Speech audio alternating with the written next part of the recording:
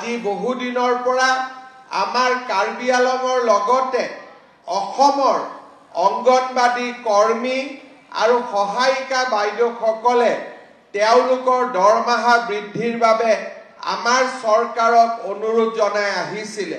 মই আপোনালোকক ক'ব খুজিছো অহা 1 অক্টোবৰৰ পৰা আমি আপোনালোকৰ দৰমহাও বৃদ্ধি কৰিম আৰু লগতে আপোনালোকক এটা এককালীন সাহায্যও আমি আগবঢ়াম।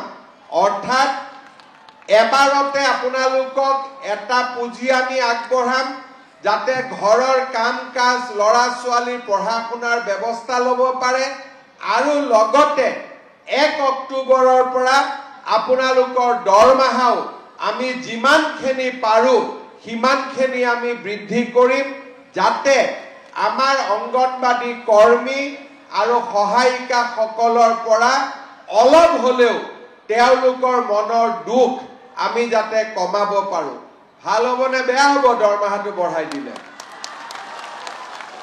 ভাল বেয়া হ'ব নেকি? পিছফালে একো কোৱাই নাই। ভাল হ'বনে বেয়া হ'ব? ভাল হ'ব।